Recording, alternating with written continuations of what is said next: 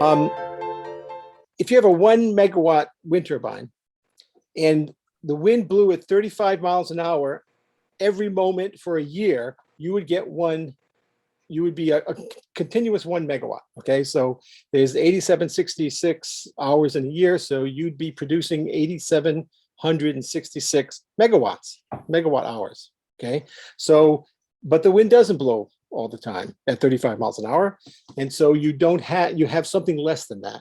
So that's what the capacity factor is. It's a measure, and it's just historic. I mean, this is what we do. It's just an average over the year of what a generating facility produces compared to what it could produce at its maximum. So if we look at capacity factors in the United States, nuclear it's running all the time. It's almost never down. Every 2 years you have to refuel. It's off for about a month, and that's it. That's the only time it's down. So its capacity factor is pretty high. It's always producing the power it's supposed to be producing. Natural gas could be very high, but it never is. Okay, it averages about 57% of its maximum throughout the year, because natural gas, contrary to what everyone says, is actually expensive. Okay, so you don't want to use it unless you have to. And natural gas is what the country as a whole, not us in the Pacific Northwest, but the country as a whole uses to balance the grid. Okay, they call them peaker plants. So when you have a huge demand, like maybe at 4 o'clock in the afternoon and the end of June, then suddenly a bunch of natural gas plants fire up and turn on and give you the power you need to balance the grid. But when you don't need it, they shut off. So their capacity factor is about 57%. Coal, you'd think that would be running all the time, but it's not either, because again, coal's kind of expensive. And so it's only running about half the time, a little less than half the time. Hydropower is only running about 4/10 of the time, okay, about 40%. Because the water used in a hydropower plant has a lot of other uses, and I'll talk about that too. So there's a lot of other things going on with the hydroelectric dam. I mean, there's fish ladders and things like that. There's spillage for irrigation. There's a whole bunch of things going on. There's transportation that the water is used for. It can't all be used to produce hydropower. Wind, it's about 35% in the country as a whole, and solar is about 25%. Now, it depends on where you are. So in the Pacific Northwest, or in Washington State specifically, in eastern Washington, where most of the wind turbines are here, the wind is only about 27% capacity factor. So it's much less than a third. It's just over a quarter in eastern Washington. But in Tornado Alley, up through the middle of the country, from northern Texas up through Kansas and Nebraska, in Tornado Alley, it's 45%. That is an awfully reasonable capacity factor, about the same as coal, because the wind is blowing all the time in Tornado Alley.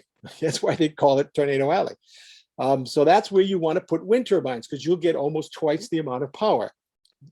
And we'll talk about why you really need to maximize where you put these systems in order to maximize the capacity factor, in order to not waste steel and concrete and other resources it takes to put them together.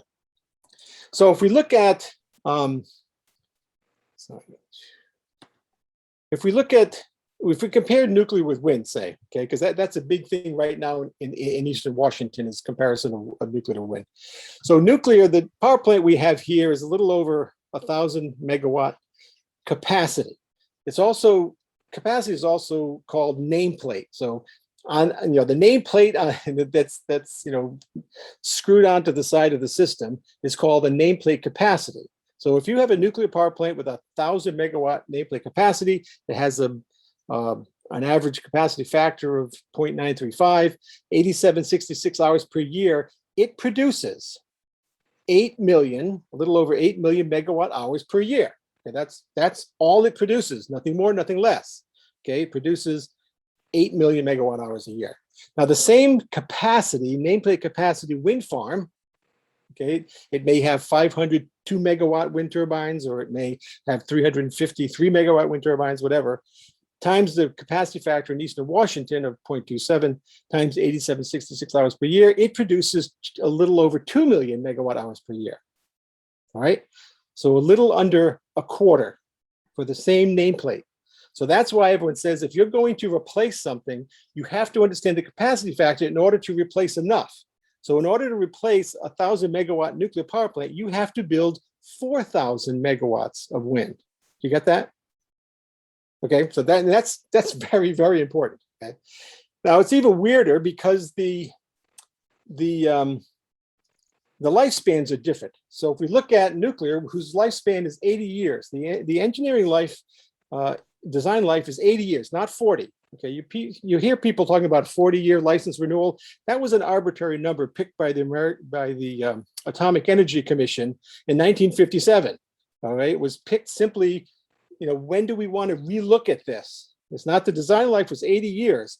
We want to look at it again in 40 years, and then 20 years, every 20 years after that. So those are arbitrary administrative decisions, nothing to do with the design life. So a nuclear power plant can run 80 years. The one out here easily run 80 years. And from the previous calculation, it will produce 655 million megawatt hours in its life. Now, the same wind capacity only lasts about 20 to 25 years. It will produce about 60 million megawatt hours. So that's a tenth. So again, if you're talking about replacing or talking about choosing wind over nuclear, over gas, or over coal, or over solar, you need to understand what it's producing in its life, because you're going to have to replace this 4,000 megawatt wind turbine farm 3 times over the course of 75 or 80 years. So it's not just, comparing apples to apples is kind of tricky in this field, but that's what you do. Now, the thing about hydropower is that it's not anywhere near 100% capacity is because it does all of this. I mean, it does everything. Okay, hydro is pretty awesome in that regard, and so you can't use all the water to produce power. You have to use it for these other things as well. Okay, so and of course the debate over decommissioning the lower Snake River dams here, that's a big issue because they do all of these. They don't merely produce power. Right. Now, the reliability concerns for the power grid in the Pacific Northwest have come up because the Washington State legislature passed the Clean Energy Transformation Act, CETA, in 2019. Good bill, I like it, which requires all utilities to eliminate coal by 2025. So Washington's remaining coal plant will be gone at the end of 2025, and then provide carbon neutral electricity by 2030. So that means gas is going to be gone as well, unless we can do carbon capture, which is tricky. That's actually a whole nother talk, but if anyone wants to talk about it, we can. Now, everyone got upset in the business because you can pass laws against things, that's great. Doesn't mean it's going to happen, okay?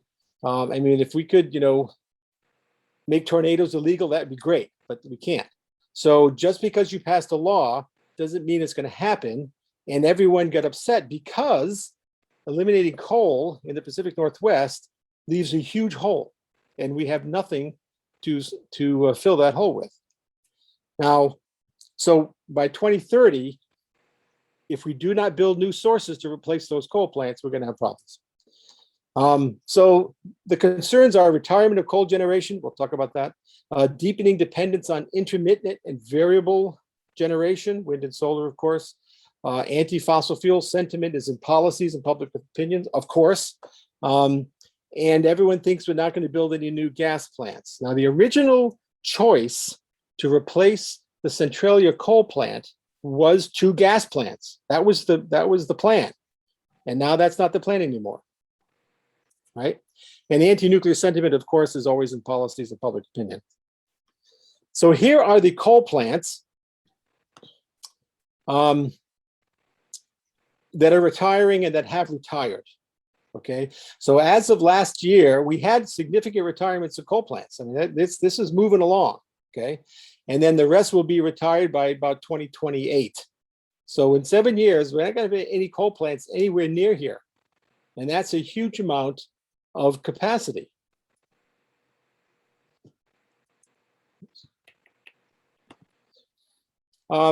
So today, and for the last 30 years, Washington State has exported electricity. We made a fair amount of money off of that. It's been very nice. And especially to California, which needs so much. But we're not going to be an exporter for very long. We're going to become a net importer well before 2050. And by 2050, 43% of our electricity will be imported. Now that sounds okay, right? We can just buy it, right? Yeah, well, all these other states are going through the same problems. So suddenly, what if we can't buy it from surrounding states? What do we do? What if we can't buy it from BC? Would you go to Mexico? I mean, I'm not sure where this import is going to come from, since all the Western states are struggling with exactly the same thing. Now, all decarbonization scenarios expect wind to become the dominant energy source in the Western United States, which is very shocking and very scary, to me at least, and to those of us that work with the grid. And there's another issue that goes along with renewables, and that's transmission lines. If you're going to deploy a huge amount of wind and solar, you're going to have to deploy a huge amount of transmission lines, because that's how you get this energy to where it's used. I mean, you're not going to build these in Seattle. You're going to build them in Eastern Washington or Eastern Oregon or out, along the coast, and you're going to then transmit that energy to the population centers. So you're going to have a lot of transmission lines. And every time we try to put in transmission lines, the public votes it down. So they vote up wind and solar, but they vote down transmission lines. This is a recipe for disaster. You have to have transmission lines. That's all. There's no way to get it anywhere if you don't. So if the Western United States is going to be about 50% wind, and everything else, the other 50%, whoops, yeah, sorry. Then what happens when you have a calm spell, which we get all the time? I mean, that's not a problem. Where would the energy come from? The East Coast, Canada, Mexico? I mean, what happens when the wind isn't blowing in the Western United States, which it often is not blowing anywhere in the Western United States? Then we're going to have a problem.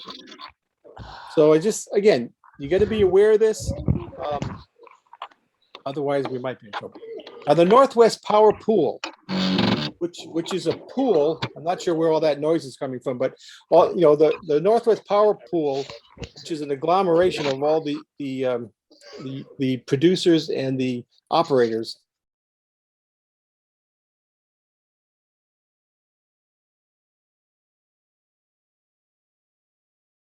Unmute. Good.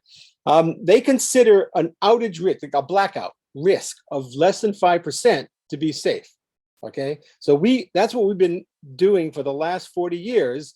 Is we've been operating with a risk of a blackout of about 5% or less, which is not bad. That's pretty good. But according to the power pool, we will face a 26% probability of outage by 2025. That is not acceptable. That means you will have blackouts often. And so if this is what the Northwest Power Pool is expecting, that's pretty heavy. The increased load to generation will come from the loss of the power plants, a slow increase in population. We are increasing in population faster than we have in the last 40 years. So the population is definitely increasing. An expected large increase in electric vehicle use, which is going to require an additional 10 billion kilowatt hours a year. And so, yeah, our requirements are going up, our demand is going up, our consumption is going up, and our generation is going down. So in terms of the balancing I talked about before, we're going to have a hard time balancing. At first, for the next 10 years, we can buy energy from surrounding states. That's no problem. But after that, we will not be able to buy much from surrounding states, especially since California is going to be buying almost all of it.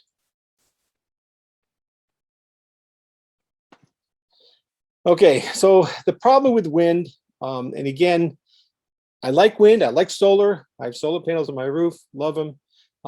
Can't depend on them much, but as part of a mix, you can.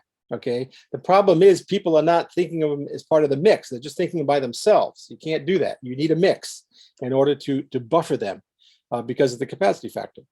So again, if we think about an average of 30% and the nuclear power plant out here near me about 95%, that's what you're working with. Now, according to the recent E3 Northwest Research Adequacy Study, we do this every few years to find out if we have an adequate set of resources to power the Pacific Northwest. The effective capacity contribution of Washington State's 7,100 megawatts of wind power. So we have 7,100 megawatts of wind power in the Pacific Northwest. You can only depend on that, on 7% of that, on the warmest or coldest days of the year. Okay, you got that? This is what happened in Texas. Okay, everyone says Texas wasn't about wind. It was about wind because you knew you could not depend on more than about 10% of the capacity of wind when it's really cold, okay, or when it's really warm, but especially when it's really cold. So you know that, and everyone assumes that you're going to be able to match that up or balance that with something else like natural gas. The problem is in Texas during that cold spell, it was so cold that everyone was turning up their thermostats, of course. And in Texas, they use gas to heat homes a lot. And legally, homes, residences take precedence over electricity with respect to gas. Okay, so if you're spending most of your gas heating homes, you don't have enough to generate electricity, and there's not enough gas pipelines to supply enough to do both. All right, so that's what happened in Texas. It wasn't because of the wind, it wasn't because of the gas, it was because you did not have enough capacity, enough pipeline capacity to supply the gas you needed when it got really cold and the wind turbines were not turning. Okay, you got that? So again, most of the time you can depend on 30% capacity factor for wind unless it's really cold or really warm. Then you cannot depend on that. You can only depend on about 10% of it. And that's trouble, because if all you're placing is wind to replace coal, then you're going to have a problem if you can only depend on 7 to 10% of it when you really need it. So this is what has got the independent system operators and the regional transmission operators very worried for the next 10 years. So and worst, of course, is that Washington State is planning on replacing coal with wind and solar. And they are going, planning to take down some of the dams. So we're gonna have a hard time come about 2025 to 2030. Okay, so that's the Washington State Pacific Northwest part of it. I just want to go global here. Having worked with NASA, I love these NASA nighttime shots because you can tell right away who has energy and who doesn't.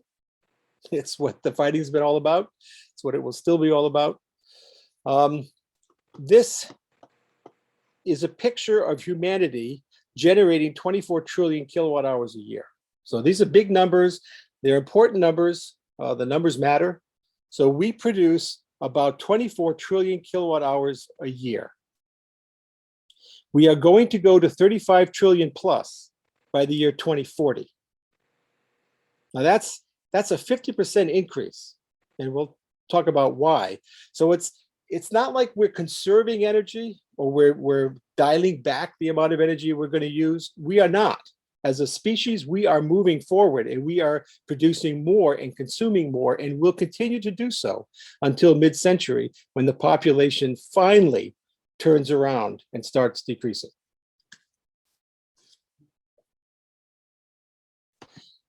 Now, this is the distribution of power by type.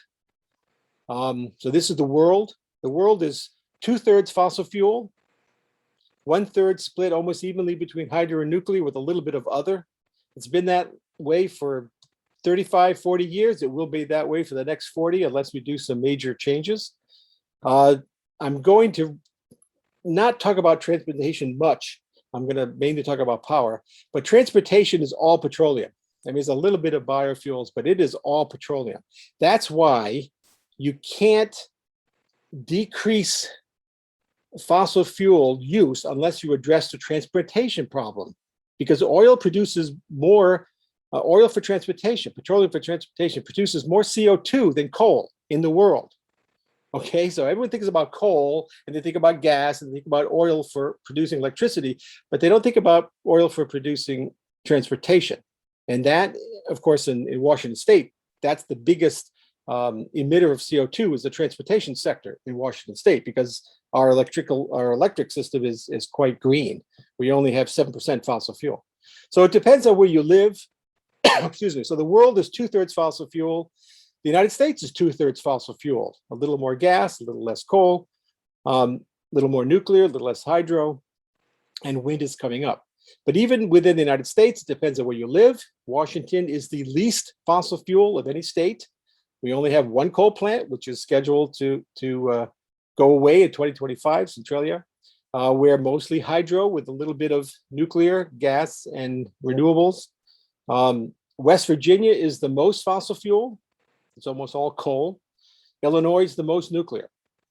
European Union's a little more nuclear because of France, a little less hydro. Korea is about 1/3, almost 1/3 nuclear, as was Japan before Fukushima. And you might say, you know, why? I mean, in fact, Korea and Japan were planning to be 60% nuclear by 2040, 60% nuclear. And you might wonder why. It's because they have no resources at all. They have no fossil fuel. They have no wind resources, no solar resources, no biomass resources. If they do not want to be completely dependent on China, then they need nuclear.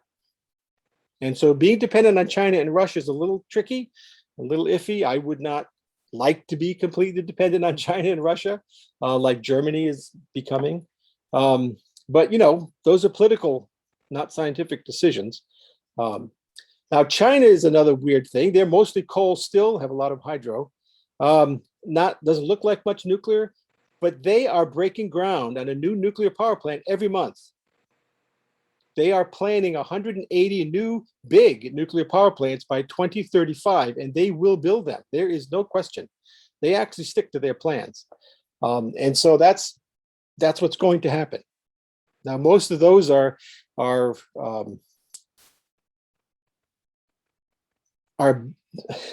based on our AP1000, the Westinghouse AP1000, which they've kind of consumed and turned into their own, China national nuclear reactors. But they're pretty good. They're pretty much taking the NRC and the DOE and just translating that whole regulatory authority and engineering over to them. So it will happen. There's no question. But they're still building coal plants. China is still building coal plants, mainly to replace the old coal plants that were pretty dirty, and also because their population is huge. And we'll talk about that. Now, this is the world power consumption growth curve. All right, presently we're at 24 trillion kilowatt hours a year. It's very steep. Okay, it has nothing to do with the US anymore. That was last century. Okay, we were last century. We're about 4 trillion. We will grow slowly to 5 trillion over the next 20, 30 years, but we're pretty flat. But this is not flat. And the reason this is not flat is because of the rest of the world. Now, the big question, we're going to keep going, or we're going to turn over, and I'll talk about why we'll probably turn over about 35 trillion kilowatt hours per year. Now, as I mentioned, the world is 2/3 fossil fuel. So about 20 of the existing 24 trillion kilowatt hours, 2/3 of that is fossil fuel. Now, if we go to 35 to 40 trillion kilowatt hours, and we say we're going to address the environmental issues we care about, then that means we're going to have to come up with almost 20 trillion kilowatt hours of non-fossil fuel. And that's not to roll back fossil fuel. That's just to keep it where it is now. Okay, so if we want to roll back, we're going to have to come up with more non-fossil fuel than fossil fuel produces now, which is a big lift. I mean, that's a big lift. And that's it. That is the issue. Nothing else really matters. Everything else is quite secondary. So if you want to eliminate fossil fuel, or even keep it where it is now, you're going to have to come up with an awful lot of non-fossil fuel, more than fossil fuel produces today. Now, the reason that curve is so steep is because of these people. 1.2 billion people still have no access to electricity whatsoever. 2.4 billion people still burn wood and manure as their main source of energy, and 3 billion more people will be born by 2040. That's a lot of people. And you might say, well, forget them. We have our energy. Don't let them get that much energy. Well, that's kind of nasty, because it turns out it takes about 3,000 kilowatt hours per person per year to lift someone up out of poverty. Period. That is it. Doesn't matter whether you're a 17th century nobleman who is getting about 3,100 kilowatt hours equivalent off of 10 slaves, 10 indentured servants, 4 oxen, and 4 horses. That's a great calculation for students. Or everyone looking at this presentation right now, which is where you're getting about 10,000 kilowatt hours per person per year off the back of hydro, nuclear, little wind, and a little bit of fossil fuel. Doesn't matter. It takes the equivalent of 3,000 kilowatt hours per person per year to be what we consider the middle class. Now, when we talk about, climate policy, whenever we have a big climate meeting, like COP21 was the big one, 26 is going on now, I think. The only real question that made any importance at these meetings is how to give these people 3,000 kilowatt hours per person per year without giving them coal. So how are we going to do this? Because we're going to give it. We need to eradicate global poverty. It's the only way to do it is to give everyone energy. And who's going to pay for it? Okay, so that's the other big question, of course. Now, it turns out, I don't know if any of you have heard of the United Nations Human Development Index. If you haven't, I would suggest Googling UNHDI. It's really brilliant.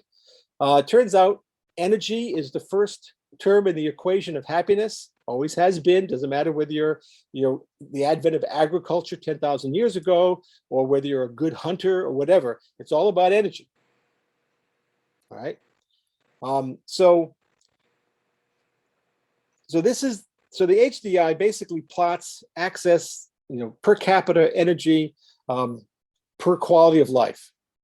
All right. So here's the Human Development Index.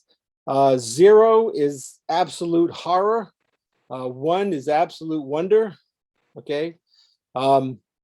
If you're below about 0.6, things are pretty rough. If you're below 0.4, things are really bad.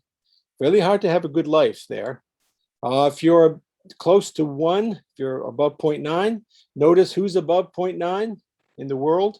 Then you can have a reasonable expectation. It's not guaranteed, but you have a reasonable expectation of having a good life. You have access to education, you have access to healthcare, you're prosperous, your lifespan is increased.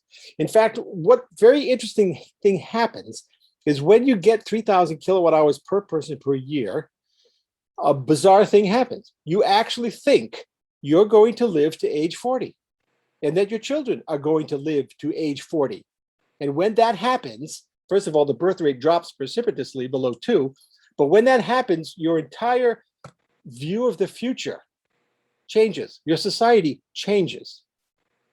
And that's what you need to do to eradicate global poverty and its evil stepchildren, war and terrorism. You need to give everyone 3,000 kilowatt hours per person per year. That's it. That's all there is to it. If you don't do that, things will not change.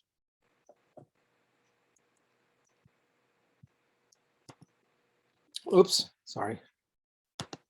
There's a weird thing here. China is a bizarre thing. There are 800 million middle-class Chinese now as a result of the 600 coal-fired power plants they started building in 1992. Now, there's still 600 million in abject poverty in China. So if you look at their policies, whether it's military, economic, political, it doesn't matter.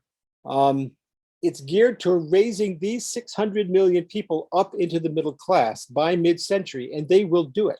So by mid-century, China will have over 1 billion middle class in their society. Now, it turns out your economic and military power derive directly from the absolute number of middle class in your society. It doesn't matter the relative amount or the percentage, it's the number. That's why America was so powerful in the 20th century, why Britain was so powerful in the 19th century. You know, the Brits discovered the use, you know, they discovered coal a long time ago, but they really used it beginning in 1850 to start coking steel and to start producing steam. Okay, so modern society, the Industrial Revolution started in 1850 as a result of coal. Now, it took about 20 years for Britain to establish the infrastructure to really use it, but by 1870, Britain had what was hitherto unknown in the world, was a middle class of 10 million people. And they dominated the world. They dominated the seas because their battleships were made of steel, which was really very, very useful in battle. So 1900, the turn of the century, 1900 comes around. The United States now, okay, we have a lot of coal. In fact, we have more coal, gas, and oil than anyone in the world. You know that, right? The United States has more coal, gas, and oil than anyone in the world, right? And we're getting very good at getting it out of the ground. So we came around 1900. Suddenly, we discovered oil. We actually discovered oil, and we started using it. And so now we had, in World War I, we had oil-fired battleships, and they ran rings around coal-fired battleships. All right, that's why our Navy became much bigger, much stronger than Britain's, which was the Navy of the world for the last 100 years before that. And so by 1950, the United States had 100 million middle class, dwarfed everyone else. By 1970, the United States had 200 million middle class. Now here's 1992 comes around, and the last vestiges of China's Cultural Revolution was finally gone, and 80% of the Politburo turned out was engineers, which is, imagine Congress, 80% engineers. And so they said, okay, this is not secret. Okay, HDI is not a secret thing. Everyone knows this. So they planned in 1992 to build 600 coal-fired power plants, and they did. So by 2010, China suddenly had 500 million middle-class people, more than anyone in the world. And now they have 800 million middle class, and by mid-century, they will have 1 billion middle class. So who is going to dominate militarily and economically in the second half of this century? China. I'll ask a bunch of questions, and the answers will either be China or $1 trillion.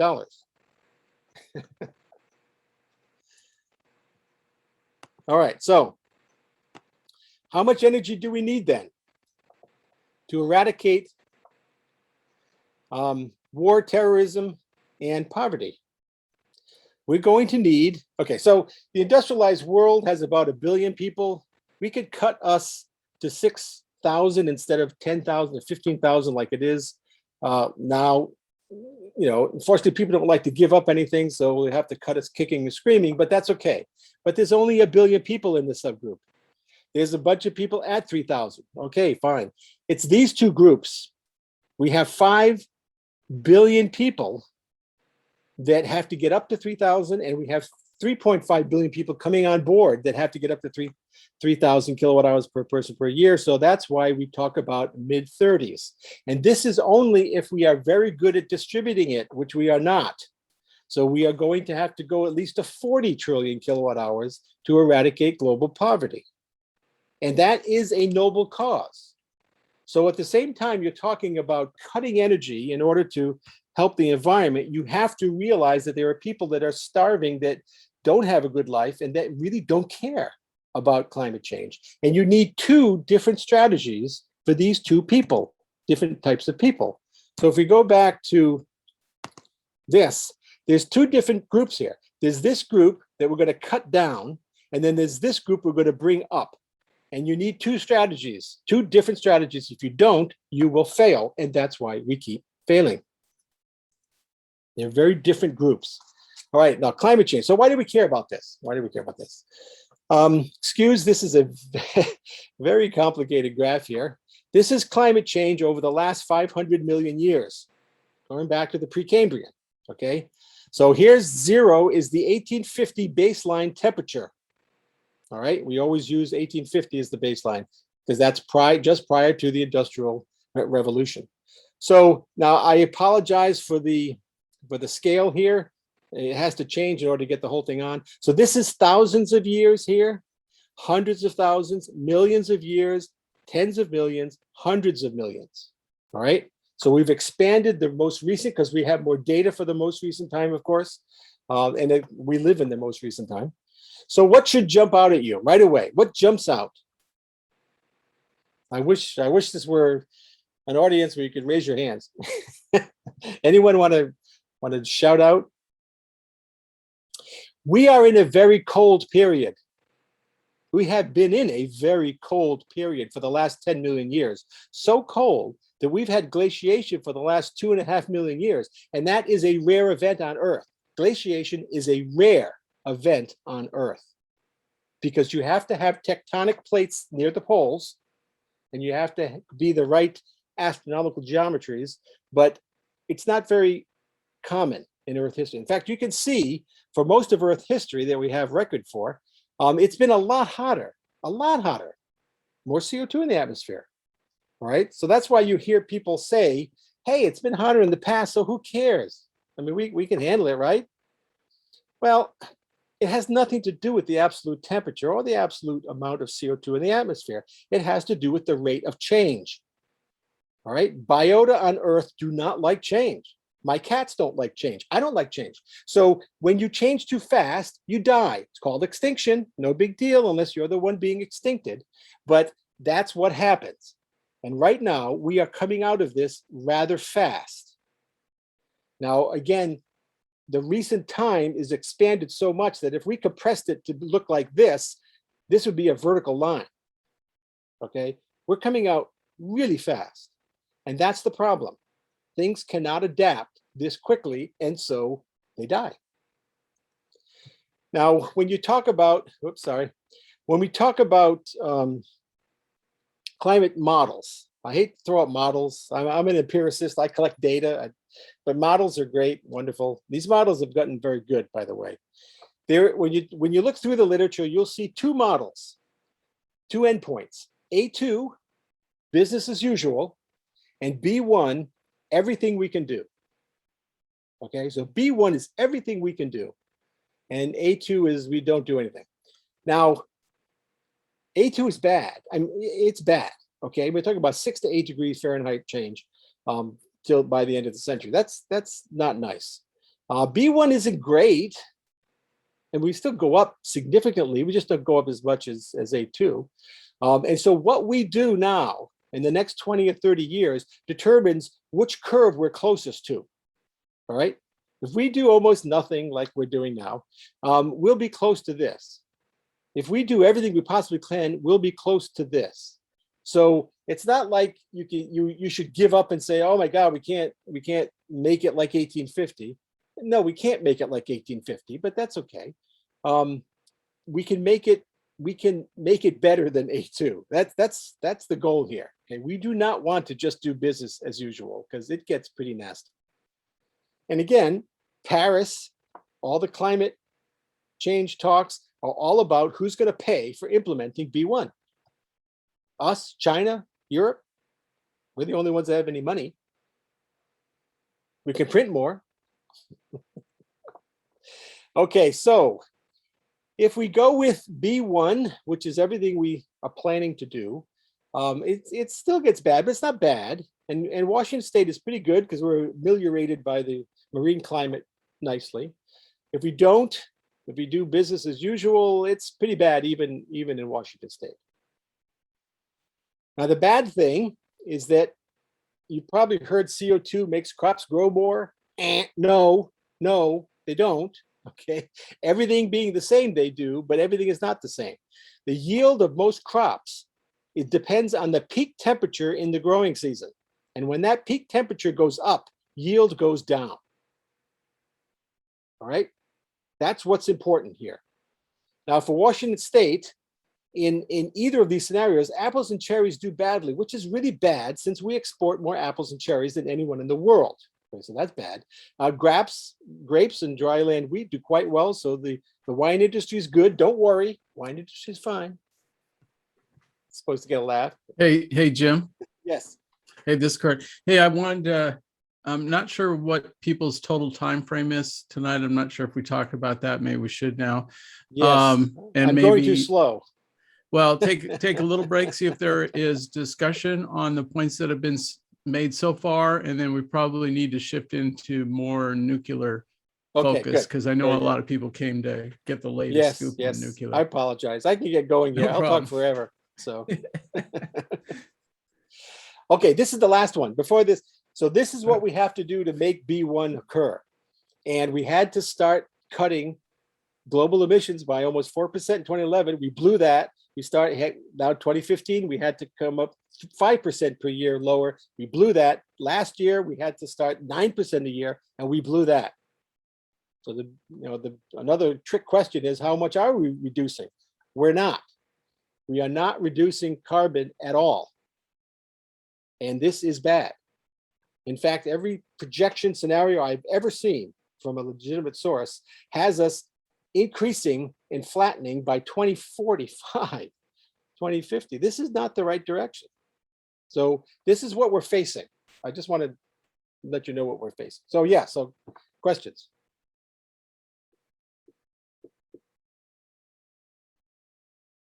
Unmute yourself, or you unmute everyone.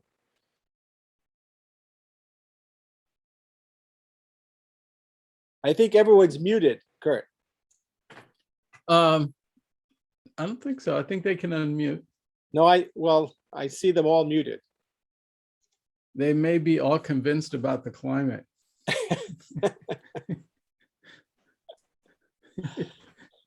Well, okay. So much for the introduction to the talk.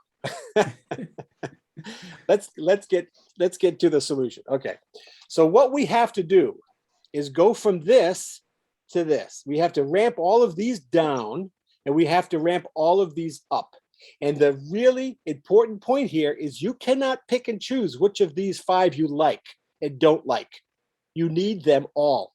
If you're going to decrease these at all, you're going to have to bring up every single one of these as much as you possibly can. So I get very annoyed when I hear people say they don't like wind, or they don't like nuclear, or they don't like hydro. I mean, come on, folks.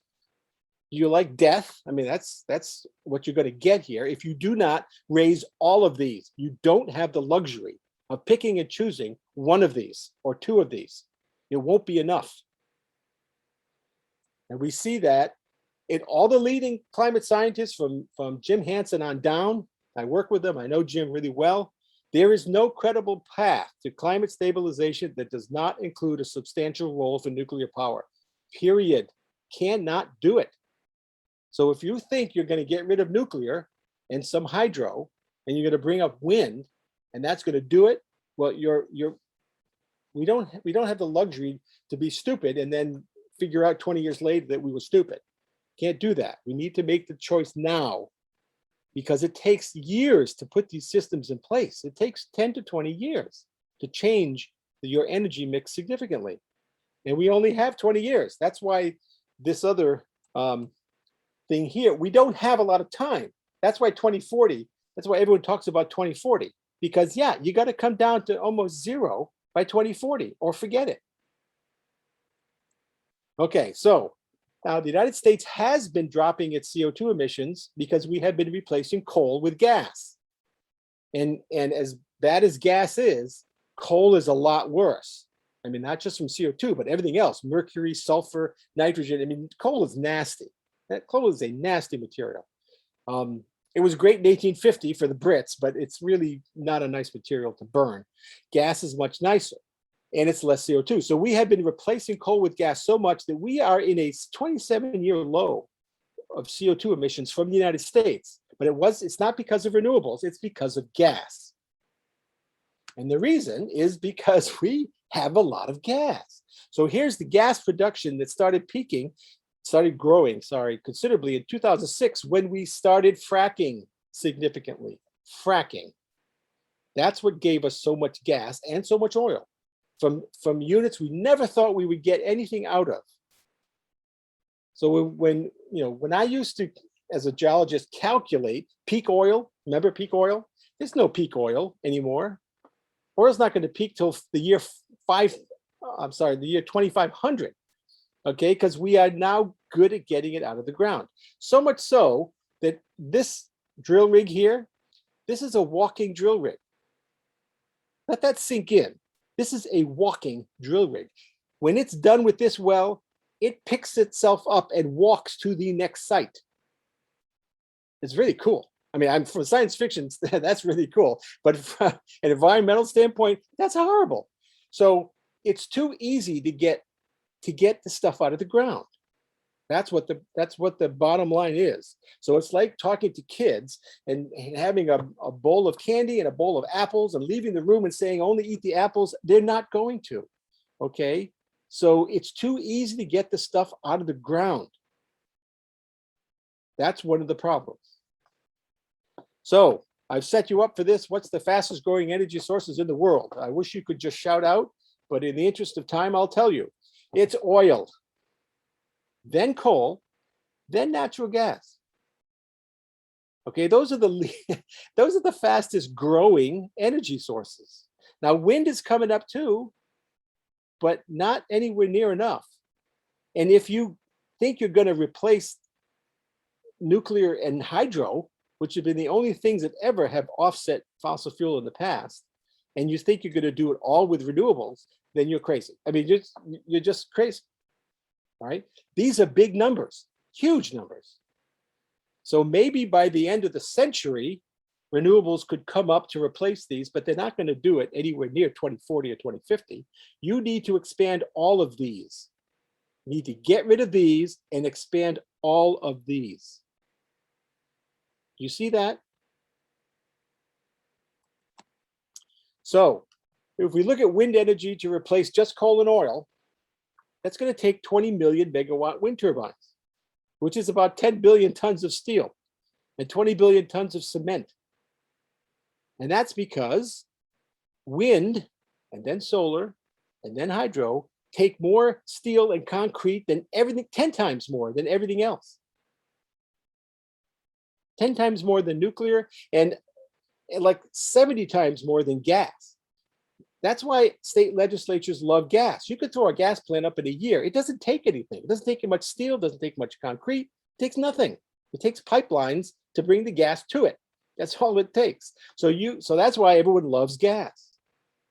It's cheap and it's easy, right?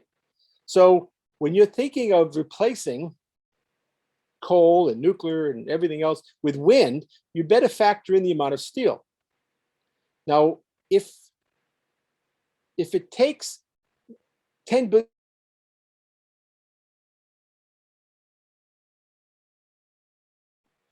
yes, if it takes 10 billion tons of steel to build 20 million megawatt wind turbines, what's the average production of steel in the world? 1.6 billion, 1.6 billion tons of steel. That's for everything. So now if you're going to do this in the next 20 years, you're going to have to tell China, stop building anything. Stop building cars, stop building buildings, just stop building anything with steel. It has to all go into wind turbines. That is unlikely. The other thing you could do is increase the amount of iron ore mining by 10 times, which is also unlikely. So again, these are logistical weird things that no one ever cares about talking about, like steel. Who cares about steel? Hey, Jim. Yes. This Kurt. Hey, there's a hand up, a question. Yes. Can you see it? No. Oh, yes. Is Lucinda? Yes, Lucinda. Unmute. Yes. Well, I have some problem with some of the underlying assumptions. Okay. But rather than getting into that to start with, I'm just curious as why developing nuclear power plants that won't be online for a decade or two actually has less of a carbon footprint in all the mining, transportation, research and development, et cetera, to get them online. And, you know, yes, it takes stuff it takes. Right. Why that is preferable to burning fossil fuels, burning natural gas, for example. Oh, well, it's a lot less because nuclear takes so little fuel. Okay, it's so energy dense, it takes about 1,000,000 times less uranium than coal to produce the same amount of energy. Yeah, I mean, it's just so the mining is nothing. I mean, there's hardly any mining required for nuclear. And if you reuse, yeah, there's hardly any mining required for nuclear. Volumetric. I mean, that, of course, that's not what we hear, because we Of hear course, about it's all not sorts what of, you hear. mining at Bears Ears and mining here and there and all that. Plus the lifetime of the, of the facility itself, and then maintaining some sort of storage facility for the fuel, which is also right. The fuel, the used fuel. Right. And I since my father was in energy in the 50s and so on, he's been promising, oh yeah, we'll take care of waste storage, no problem, and it's still a problem. So I mean, that's what okay. brings It's only me pretty. Yeah. Okay, waste disposal for nuclear is only a political problem. It is a piece of cake scientifically. We know how to do it. We know where to put it. We know how much it's going to cost. We've been doing it for 20 years in New Mexico. You know about WIP, right? Now, it was only licensed for bomb waste, but it was designed for everything. And there's just not much waste. I mean, all of the waste produced by nuclear in 70 years is produced by coal every 30 minutes. The numbers matter. They really do matter. And so the amount of misinformation out there of nuclear is ridiculous. I mean, we could spend all the time trying to hit those mythological numbers, but we know this. We've been doing it for a long time.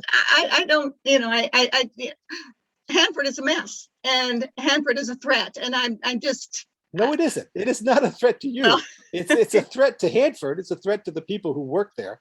It's not a threat to you. There's no physical, geological, or other process that could get anything from Hanford to you. And so I guess you should get me back to talk about waste, because waste is very, very misunderstood. But again, we know what to do with it. We're just not allowed to do it. Yes, Kurt. Yeah, I just want to say those are all good points, and they are. They're key as far as the economics, the volume, the impact of mining and habitat, and so on. I just want to point out one thing is that there's two Hanfords. There's the bomb waste handling by the government, and then there's the Columbia Generating Facility. Columbia Generating Facility makes electricity. It's 10% of Washington State, and it has a stellar safety record. In fact, it's a model. And there's not much waste at all. Systems and safety engineering.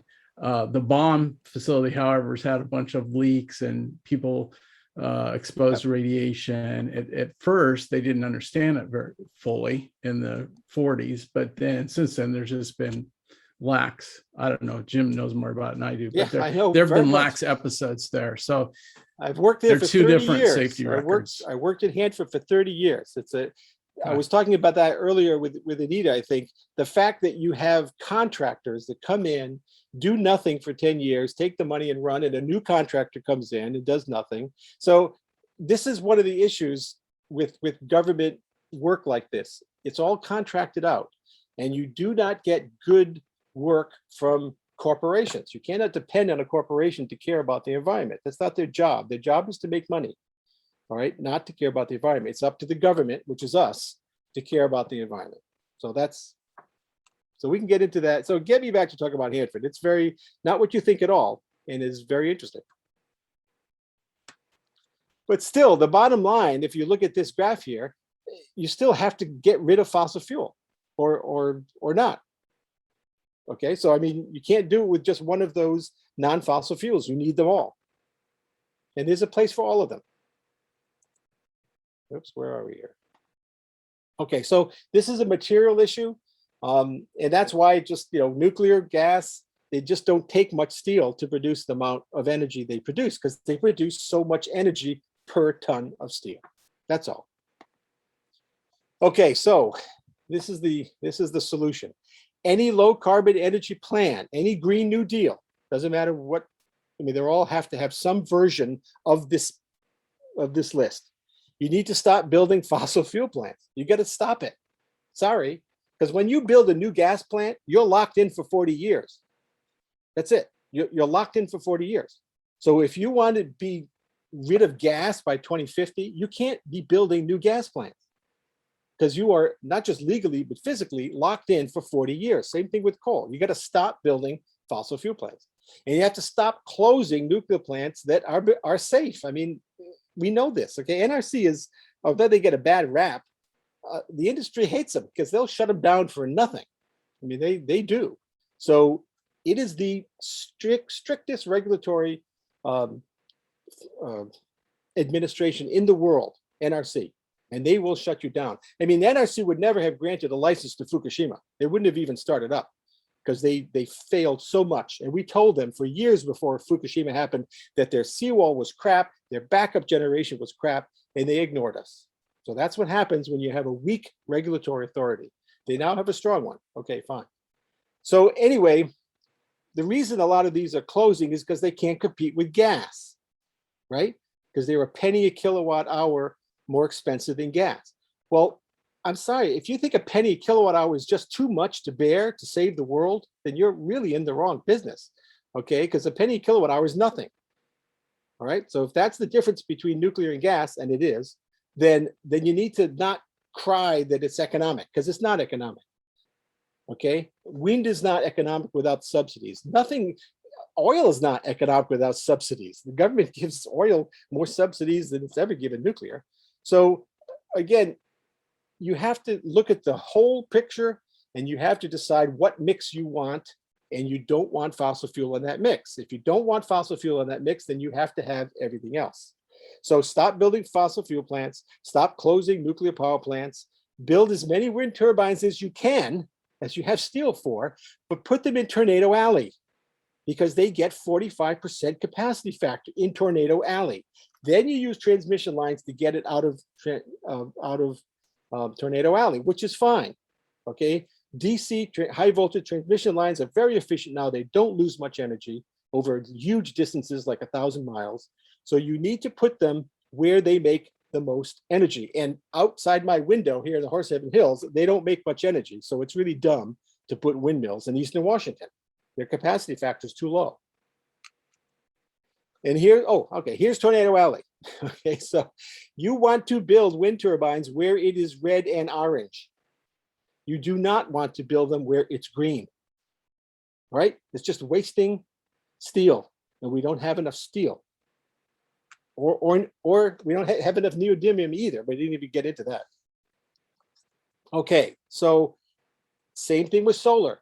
You need to put solar in areas that have at least 200 sunny days per year where they get a capacity factor of 35% instead of 20% like they get in Washington State. All right, and again, here's the same kind of thing. You build it where it's red and orange.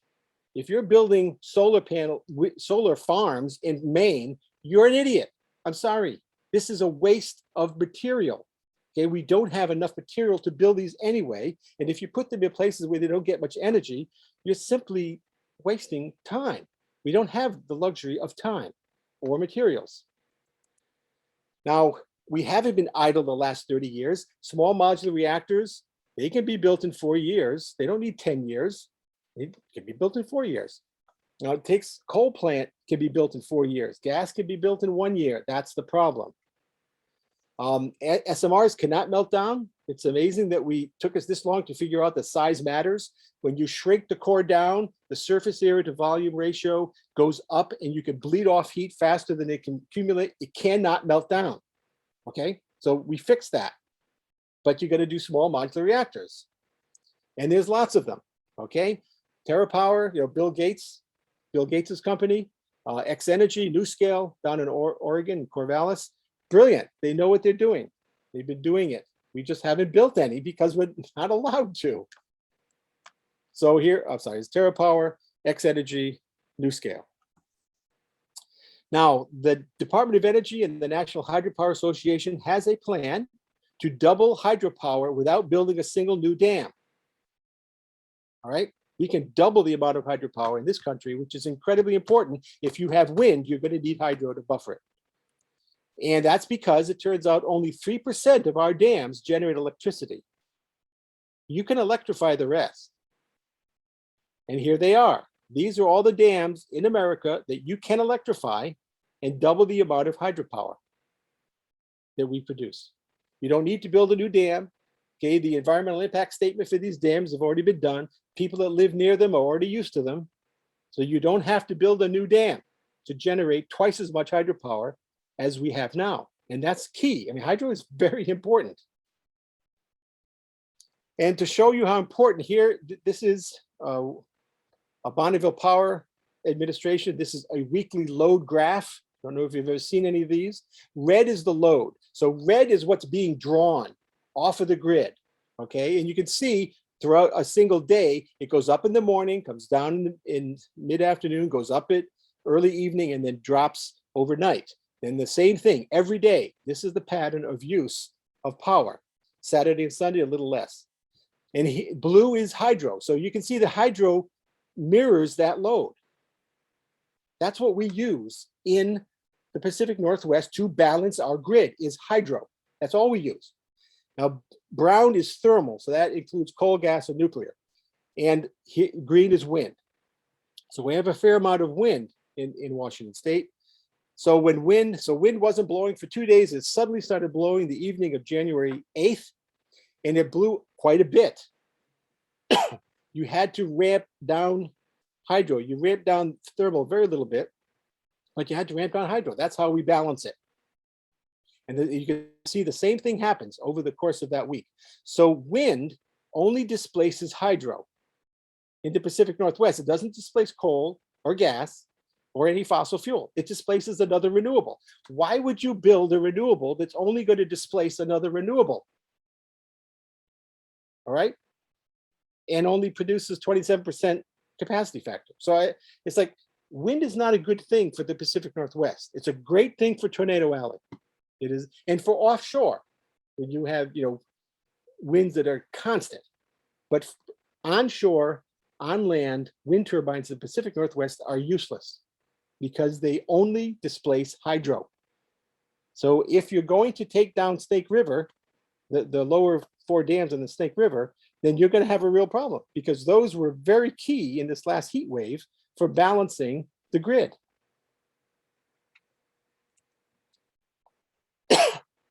Now, of course, if we're going to have any amount of renewables and electric vehicles, you're going to have to secure sources of the rare elements, the critical elements, lithium, cobalt, iron, neodymium, samarium. You're going to have to get these, and we don't have these. We get them from China. Okay, so I hate being dependent on China for our renewable portfolio, and that's what we are. And again, it's because China undercut the rare earth element market in the world. The government undercut that so that the Chinese mines were the cheapest, and everyone started buying from them, and we closed down all of our rare earth element mines, and most of the world did. Now we have rare earth elements in California and a few other places in the United States, but you got to ramp them up, and it costs money to ramp them up. If we don't do that, we're going to be just dependent on China for rare earth elements, and we will not have enough for all the wind turbines we want to build. And we need to build a fleet of, in America, 150 million fully electric vehicles by 2040. That's the only way to reduce oil. If you don't do that, you'll never reduce oil. Okay, so when we say we have 1 million, well, that's nothing. Okay, that's not enough. Okay, you need to replace oil with electricity. It's the most efficient fuel. Electricity is the most efficient fuel for a vehicle. All right, it's about 4 times more efficient than gasoline and diesel, and it's a lot more efficient than hydrogen and methane.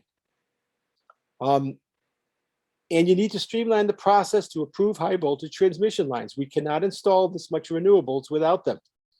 Okay, you need a smart grid, simple but costly. So transmission lines, we don't have time for this, sorry. Anyway, high voltage DC, not alternating current. High voltage DC are the best long distance transmission lines. Okay, they're cheaper the longer they are, and they lose less electricity from them. Okay, so in America, this low carbon plan will require 500,000 new megawatts of wind turbines, generating 1.75 trillion kilowatt hours a year. Now, you can change this however you want, okay? But it's going to be some form of this, because this is it. This is all we got, all right? If you want to get rid of fossil fuels, you're left with wind, solar, nuclear, and hydro, okay? Geothermal, we don't have that much. Other things, biofuels, just don't have that much. You need this much, okay? If you're going to say you're not going to do nuclear, then that means you're going to have to double wind, double the wind, which, I mean, I don't think we can build 500,000 megawatts of wind. We just don't have the materials.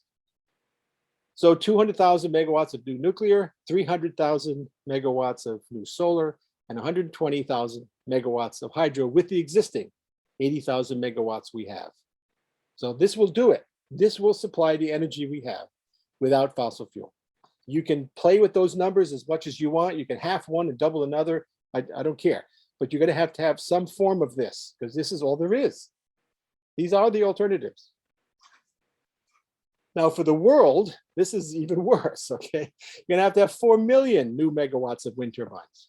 You're going to have 1.4 million megawatts of new nuclear, 2.2 million new megawatts of solar, and 1.1 million new megawatts of hydro with the existing 300,000 megawatts of hydro. Now so we're going to have to go, so this is our present, I'm sorry,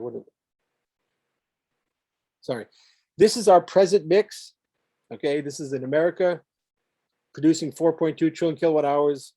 We are mainly coal and gas, a little nuclear, a little hydro, wind is coming up, solar is not very much. So we have to go from this to this, right? So from this to this. Now I have some gas here because these are the gas plants that are being built now, and you're not going to shut them down by 2040. You're stuck with them. All right, but they're good for peaking. They're good for balancing the grid with wind, so that's fine. So this is going to take 500 million tons of steel, which is 10 times as much as we produce in the US, but that's okay. We'll find it someplace. Okay, so the big question is, how much is it going to cost, right? Cost matters. In some sense it matters, but in some sense it doesn't. So when you're thinking about cost, you have to say, are the cost differences among the various energy sources sufficiently different to justify unethical decisions? This is a key. If it's just a little bit cheaper, but it's really bad, like coal, well, it doesn't justify a little bit cheaper, okay? It has to be a lot cheaper to justify doing something bad, all right? Now, it turns out, this is another weird graph here, sorry. This is the year 1300 to the year 2020. Energy has never been cheaper in the history of humanity than it is right now. Never been cheaper as a function of GDP. It's kind of difficult. This is why a University of UT Austin did this brilliant work. It's hard to compare apples to apples in the year 1300 to the year 2000, but they did, and it's very good. But yeah, because of fossil fuels. So beginning here's 1800, 1850s right about here. So yeah, that's coal, then gas, and everything else. Here's the oil embargo, 1973 oil embargo. That's pretty funny. But yeah, energy is cheaper now than it's ever been in the history of humanity. And as a result of that, food is cheaper now than it's ever been in the history of humanity. All right. So if you're going to make major changes, now's the time to do it, because energy is cheap and food is cheap. So if you're going to make radical changes, do it now. So how much is it going to cost? Using the levelized costs from the for the Northwest Integrated Resource Plan. This is coal. This is cent per kilowatt hour. And you should notice right away, that except for coal and hydro, everything is within 1 cent of each other. So that's what I was saying. The cost should be the main reason for choosing something, is because gas is a teeny bit cheaper than wind, or wind is a teeny bit cheaper than nuclear. I mean, if it's within a penny a kilowatt hour, That's not much for saving the planet, all right? It's just not. Well, and Europe's just had a spike in all the energy prices, right? Except nuclear. Yep. And we're going to have a spike too. I mean, our gas prices, the baseline doubled in the last year. Yeah. So the average. So Jim, I wanted to break in here. One, Yes. Time check where we at. Seems like a lot of the logic's been put out there, but you can dispute I can that go if you for want. I can go forever. And also we got some questions in chat. Yes. Good. So how do you feel about switching Yes. over, discussing the questions in chat, and then Well, let me just do one thing. thing here first. Yeah, sure, great. To produce 5 trillion kilowatt hours by mid-century in the United States will cost the same, whether it's the present mix or whether it's the mix I gave you. It costs exactly the same.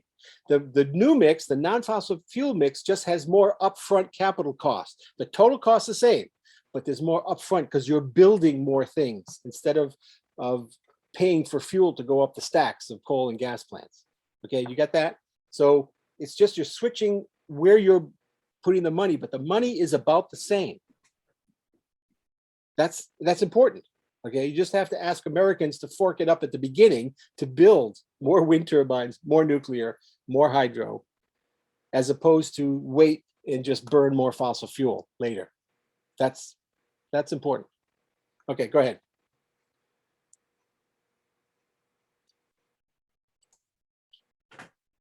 Can you read the chat questions? No, I can't. Let me see. Where are they? Here they are. Okay. Which do we do? Okay, China is not phasing out coal yet. They're actually building more coal. They expect to phase out coal by 2060, which is a little late. Okay, 2060 is a little late, but they will phase out coal at that point. The assumption seems to be that economic future. Okay, yes, that's what I was getting to with HDI, with the Human Development Index. Yes, Americans can cut back because we waste a lot of energy. So I was saying in that HDI curve that we cut back from the present 12,000 kilowatt hours per person per year average in America to 6. So we cut our energy use in half. So yeah, it wasn't making a false choice. I mean, we need to cut it in half, but there's billions of people coming up that need energy, and that more than offsets what we can do. All right. So the big question. So Yep. I've got a point. Let's just stop on that one because I want to argue that one. It seems to me, I mean, we haven't seen the statistics yet, haven't had the impact, but the way technology is going in the developed countries, it looks like there's going to be more electricity for cars, more for trucks, more for trains, more for computers, more for server farms. And then there's they're talking about electrifying some portion of manufacturing, like steel and pharmaceutical production, getting rid of the fossil fuels. Right. So all this electrification, isn't that going to possibly drive the consumption up? Yes, it'll drive it about 30% higher than it is now. Okay, if we conserve. So yeah, I mean, this question, I don't know why you thought we weren't going to conserve. We have to conserve. But if even with that, we're electrifying everything else so much that the amount of electricity use is going to go to 40 trillion kilowatt hours a year. That's it. There's no way around it. So the big question is, how are you going to supply the 40 trillion kilowatt hours without using fossil fuel? That's a big deal. Okay, now, and I apologize because we talk about America, we talk about Washington State, we talk about the world. Those are very different things, okay? So America can do a lot, but we cannot do the world, okay? The world is much more important than the United States, except we should be leading, all right? Okay, what else is here? Have these small modular reactors been licensed? No, of course not. Well, I shouldn't say that. We've been using small modular reactors in our nuclear navy for 50 years. They've never been a problem. Okay, we know how to do small modular reactors. Okay, we just never use them commercially. So yeah, so we have to do this. If you don't, then you're stuck with fossil fuel. It's our choice. I mean, it really is a choice.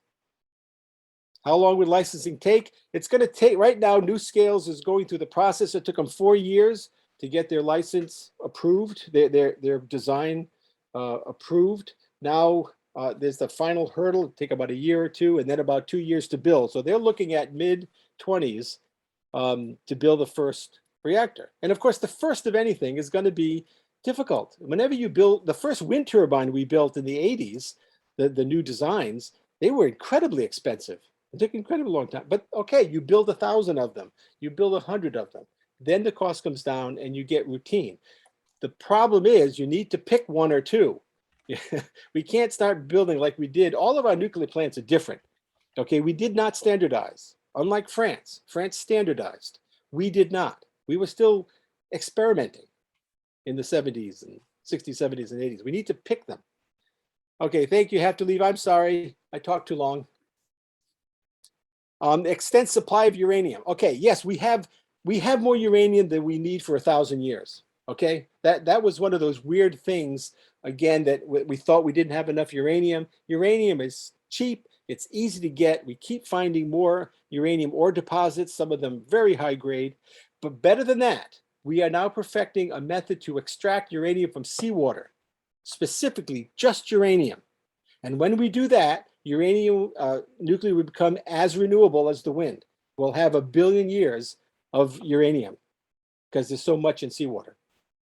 And every time you take it out of seawater, more leaches out of the crust. So uranium supply is not a problem, except as a supply chain issue. All right. If you stop, if something happens and people stop mining uranium or stop producing fuel, and then suddenly you want to ramp up, that's a supply chain issue. It's not a uranium supply issue. Are you positing smaller grids? In some sense, local grids, yes, but in terms of transmission, hundreds and thousands of miles, you're going to have high voltage transmission lines, no question about it. But your local grid needs to be smart, like China's done in Shanghai. All right, let's see. So I'll just make a comment. I think, there's all of these technologies that we're replacing fossil fuel with, they're going through development. They're changing their materials, their efficiency, their deployment, all that. So it's a little bit unpredictable, but at whatever rate we can build nuclear, we have the capacity to build it because of its size and its very variable output. We can build it near the main uses, the main consumers, and reduce the transmission lines that are needed for that. What you need transmission lines is for the less mobile, like wind and hydro, right? They're more geographically determined where they go, but nuclear is flexible. And now that we're making it smaller, there's a lot more places we can put it. Right. So again, that's a less habitat impact. I mean, that's a positive thing. Everything else being equal, that you have less transmission infrastructure. No, I mean, there's no such thing as a free lunch. Kurt Vonnegut was quite right. There's no such thing as a free lunch. Every single source has its issues. All right. So you have to decide which you care more about. I mean, no one's ever died as a result of nuclear power. Nuclear weapons, yeah, but not nuclear power. So given that, how can you be so afraid of nuclear if no one's ever died from it? Nuclear power, not weapons. Chernobyl, by the way, was a weapons reactor. You know that. They produce power too, but they were designed to build a ton of plutonium for weapons. That's why it was a graphite moderated system and why it was a lousy design.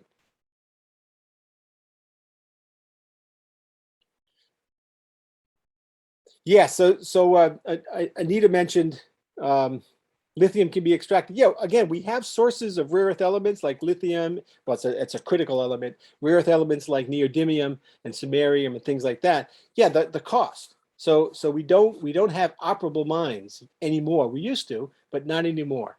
And what's it going to take to bring them up to operation? Yeah, there's a lot of really boring issues involved in all of this, like finding steel, finding rare earth elements, that kind of thing, transmission lines. I mean, the people don't get excited about those kind of logistics, but they're incredibly important. So corporate-based energy companies should eventually phase out in favor of government supervisory. Okay, that's funny. I don't like privatization. There has never been any large-scale privatization in America that's actually saved anyone any money. Okay, it just means a few people get very rich, which, you know, this is America. Okay, everyone has to make a buck. I get it.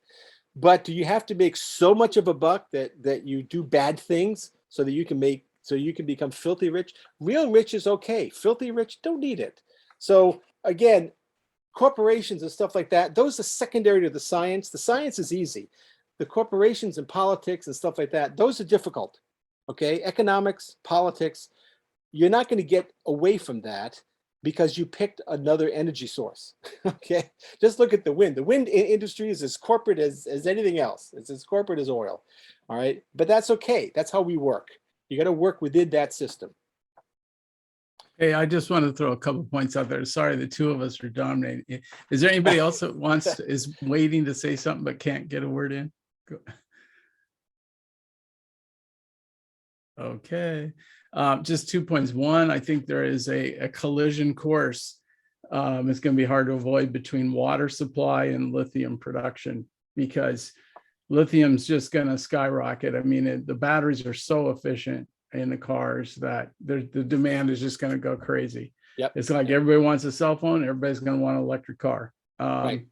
And so, they're using, I'll say, a cheap form of production now, where they just run down the water tables locally where the lithium is for their processing, and that's not sustainable. Right. So when that demand goes huge, there's going to have to be regulation or some kind of enforcement of a water supply, an external water supply for the manufacturer. I think, you know, maybe the technology changed, but the other point I want to make on the government basis is one thing that's been incredible to me in the last, it's been growing gradually since the middle of the Obama administration, but is the Department of Industry specializing in bringing in-house nuclear expertise to develop advanced technology in nuclear on, and they're planning out every side of it, the commercialization, the local entities, the local counties and so forth can nominate themselves and get nuclear facilities. And anyway, all of that's being organized by these government bodies, but they're doing that to coordinate the private sector. So you've got a partnership going, government-private partnership, which is in some ways not unlike what happens in Russia or China, nuclear energy. But I think it's really a cutting edge sort of economic form. There is some economists talk about the entrepreneurial state, for example, of having a much better plan and organized research and development, but you're bringing more, the private sector into more and more of that stable development process. So that's another thing I think is very positive, and it goes beyond the nuclear energy development. Yeah, there's a lot of our economy, pharmaceuticals, there's a lot of things that could have a better organized research and development, but it sort of goes in fits and starts. You know, there's a story probably everybody's heard, but every new technical invention in the iPhone and in the RNA vaccines for COVID was invented in a government funded facility of some sort in some country. So, but we don't recycle when they hit it big. All that commercialization goes to the person, the entrepreneur at the end, and it doesn't get back to consistently fund more research.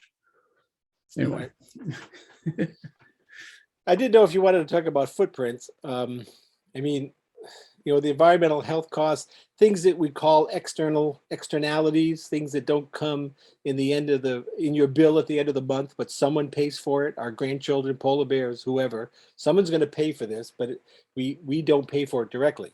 So we talk about a physical footprint and we talk about a CO2 footprint, and the CO2 footprint is kind of, you know, a catch-all for all environmental issues, not just CO2, but also mercury and other nasty stuff. So it's kind of contained in that. So if you look at these, and then you know, we were thinking about carbon tax. You know, if you did a $15 per ton carbon tax, which is pretty low, you know, what would that affect the cost of that energy? And of course, you know, fossil fuel is all about the carbon, so it has a huge carbon footprint. Nuclear renewables have very little carbon footprints.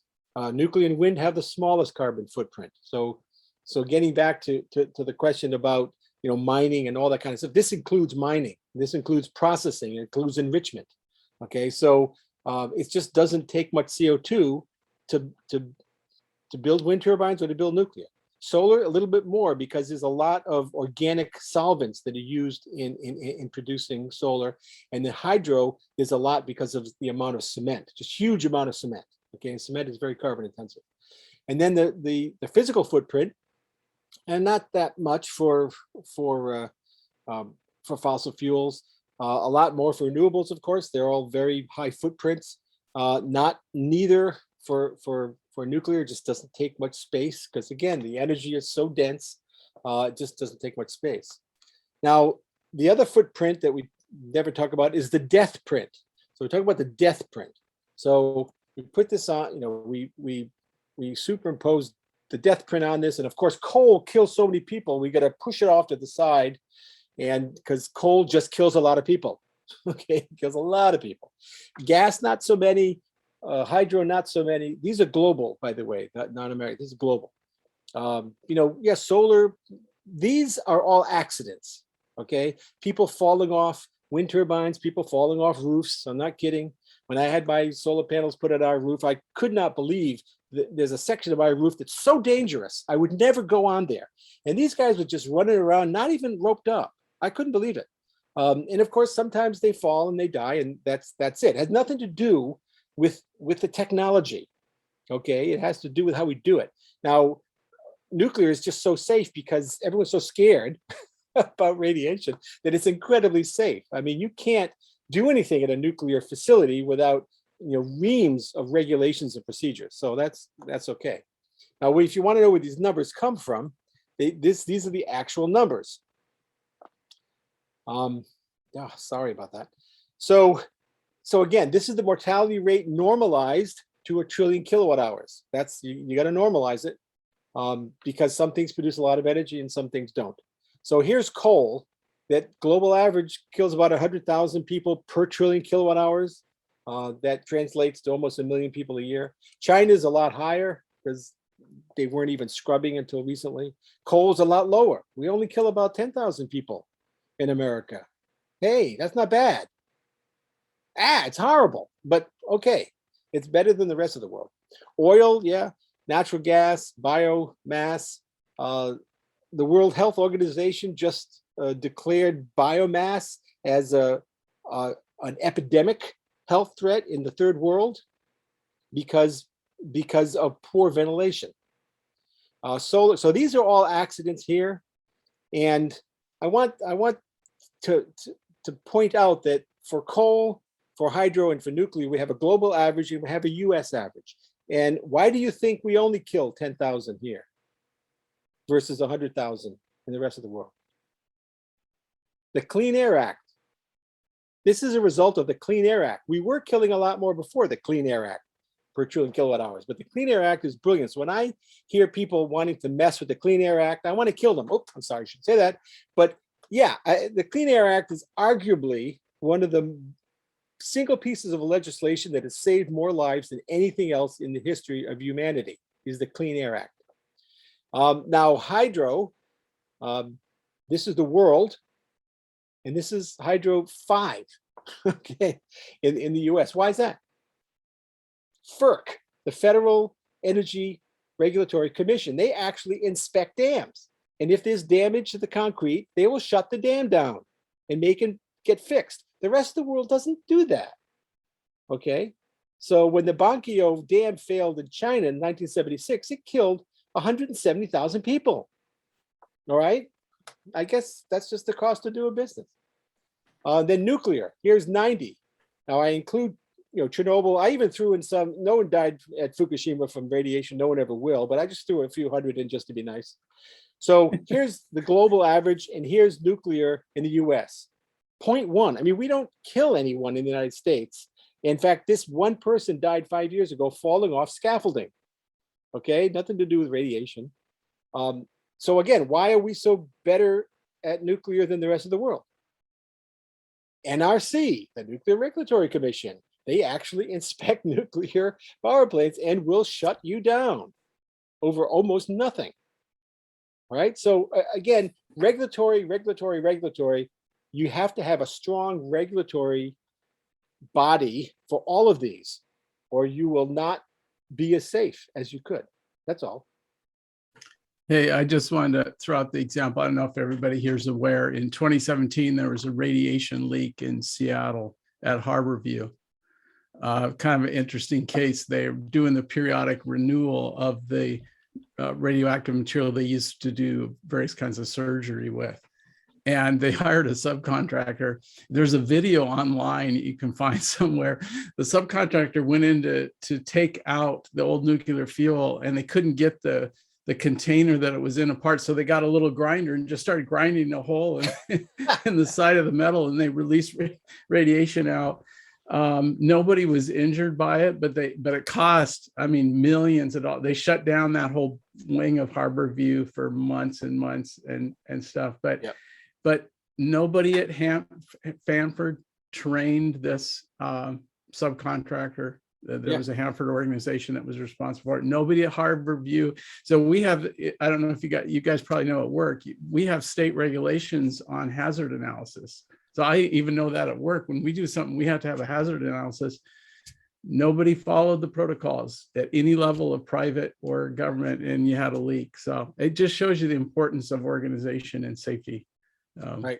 Makes a big difference. But again, I mean, when something happens in nuclear or radiation, everyone hears about it, even though no one dies, but everyone hears about it. But, people die in the oil fields all the time. I mean, I did my time in the oil fields just to see what it was like. It's horrible, but, people die all the time. They just push the body aside, lessons learned, hire someone new. No one ever hears about it. And so, again, this is one of these weird societal perceptions where nuclear has just suffered because of the Cold War. I mean, the whole point of the Cold War was to scare everyone about nuclear, and it worked. I mean, that was the whole point. Just the subtle difference, well, not so just subtle differences between weapons and energy was never really translated very well. But again, I got a note from Marty. We should probably look towards wrapping up, but I wrap up. Maybe we've got a good question there. Another one in chat. Can you see the one from Lucinda? I think the foremost issue, maybe talk that a little bit, because that kind of sums up a lot of the discussion we had so far, I think. Aha. Now this is important because it turns out the worst environmental agent there is poor humans. Poor humans. Poverty is the worst thing for the environment. Okay. It's not intuitively obvious. Okay. But the more energy you have, the better you are in the environment. It's just kind of weird. Because when you're poor, you really don't care about the environment. You're just trying to survive. And so you start raising trees, raising forests simply to survive. And regulations don't come into it. So when you have, and that's what I was mentioning, when you have enough energy and you think you're going to live to age 40 and your children will live to age 40, you start caring about the future. Okay. If you're living day to day, you're not going to care about the future. You can't. And so giving everyone 3,000 kilowatt hours per person per day is the best thing you can do for the environment. Now, not if you do it with coal, but if you do it without fossil fuel, it's the best thing you can do. It also it's also the best birth control method. I hate to say that. That's why the aristocracy always died out, the last 2,000 years, is because when you have a comfortable life, you stop having children. The average birth rate for someone above 3,000 kilowatt hours per person per year is less than 2. Okay, if you're a third of that or a quarter of that, the average birth rate is 4 to 5. So again, these are weird things. They're societal, and they have to do with survival. Okay, so if you just can't think of energy on its own, and you have to think of it within society and within history. So that's a great question, because human activity of poverty-stricken areas is much worse than in non-poverty areas. I hate to say that, but it's an interesting corollary to all this. Good question. So Anita or Marty, did you guys want to say anything to sum up or wrap up? Or I'm not sure the protocol for your meeting. Lucinda's hands up. Thank you. Thank you so much for coming. I learned so much, and I really, well, I've been pretty open to nuclear, but this is pretty convincing to me. So thank you so much for coming. You're welcome. You have to get me back to talk about waste, because Oh. that is the thing. Nuclear waste is the thing that makes everyone uncomfortable. Yes, I would love to do that. Good. Yeah, so thank you so much for coming. I really You're- appreciate it. Very welcome. Good crowd. Good Yeah, crowd. yeah. I'd like to also thank you very much. I think what you've helped us do is change our focus, change our point of view. I've learned a whole different way of thinking about Yep. this. And I think that's necessary for us to go anywhere. We just have to stop, thinking in our ruts and take in a new way of looking at it. So I Right. thank you. You're welcome. And again, America is a different thing. You can't go to Nairobi and say you can't use fossil fuel. Sorry. I mean, unless you give them something else besides fossil fuel. And so, we can solve problems in America easier than the world can solve most of those same problems. Mhm. I have an idea. I'd love to have your contact information to pass on to a radio guy. I think you would have Oh, a very good. great dialogue because he's quite anti-nuclear. So I think, but Oh, he's very that's great. fact-based. Perfect. Yes. Perfect. And So is there funny. another? Yes. Well, my email, which you might all have probably since it was sent out, but Jim, Jim, at U as in uniform, F as in Frank, A as in Apple, Ventures, VENTURES.com. So UFA, not USA, UFA Ventures.com. And UFA was a DOE spinoff technology that Judith and I invented for nuclear waste. Actually, it's kind of funny. Thank you. It was very fascinating, and I loved your humor. It's fun. Hey, nuclear is fun. By the way, I grew up in Pasco, Ah, okay, nice. and nice. and is the cancer center still there? Yes, yep, and there's a lot more now. Yeah, the whole, this is now a geriatric community, whatever you want to call it, a retirement community, and the number of healthcare things have just skyrocketed. It's rather incredible, and it's still not enough because our population is growing like you wouldn't believe. The region now is 300,000. That is a lot. And I grew up when it was just a little dust village. Yeah, yeah. And my mom worked at Hanford. Was that the Manhattan Project? Yep, there? that's the Manhattan Project. Yep, Back in absolutely. the 40s. Yep. So Interesting stuff. It's bizarre, actually. Very, and again, the nuclear waste thing is not at all what you think. It's absolutely not what you think. It's almost amusing because the real issues are to us, they're working on it, are just so far removed from what the public thinks. It's bizarre. well, we go by fear a lot. Yes, fear works. Fear works.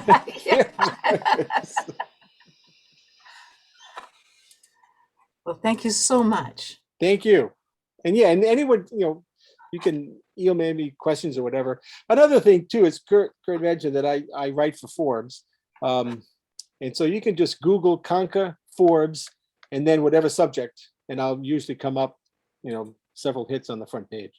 So I've been doing, and it's weird. It's weird writing for Forbes as a scientist. It's just absolutely bizarre. It's funny as hell, but not at all what I thought it would be. But I took a Forbes editor down into the nuclear waste repository that we have that no one knows about in New Mexico, that we've already put more nuclear waste into this repository a half mile below the earth in this super fantastic salt deposit that's just so tight it takes water 1 billion years to move an inch. That's where you want to put nuclear waste. Okay, not Yucca Mountain, which is a stupid place. I worked in that for 25 years trying to make a lousy place work. Okay, great science, great project. You can make it work if you want to spend, 500 billion extra dollars. But why? You need to pick a rock that is correct. And we did that in 1957. We picked this rock. All right, that's why I say we know what to do with this. We just got derailed in the 70s by politics, and in preparation for my talk on nuclear waste, find out who was the Speaker of the House of Representatives in 1987. That's why Yucca Mountain was picked. Mm, Wow. mm. Harry Reid. Yes. Reid? No. I'm sorry. Harry Reid was a new junior that the Speaker, Jim Wright from Texas, who's Oh, Jim and, Wright, yeah. and Tom Foley. Remember Tom Foley? I Yeah. remember Tom Yeah. Foley. He was House Majority Leader. Okay, so the two of them went to this new junior named Harry Reid, who'd just been elected, and said, "Harry, it's yours." That was it. That was the choice of Yucca Mountain. And so from that point on, you could not get, elected to dog catcher in Las Vegas if you were supported Yucca Mountain. So again, this has nothing to do with science. Okay. And now we did all the work. It's great. I worked on that project since 1985. Wonderful work. But science does not determine these things.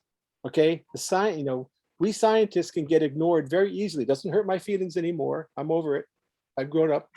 But yeah, so society, pays us money to find the answers, and then they promptly ignore us if they don't like those answers. Yeah. That's the way society is. That's okay. Humans are like that. But if you want the answer, we got the answer. It's not that hard. Well, thank you. You're Yeah. welcome. Yes. So much And fun. This has been great. we'd love to have you back and maybe for the climate group for the League of Women Voters of Washington. Oh, think that would I be a didn't good hear group. any of that. I'm sorry. It kind of got garbled up. The League of Women Voters has a climate group committee Oh, yeah, for yeah. all of Washington. Cool. I Good, think- good. Let's do Yeah. that. That'd be nice. And a barbecue. And a barbecue. All right. Good night. Excellent. Thanks so Thank much, you. folks. Thank you. I appreciate that. Thanks, everybody. Thanks, Jim.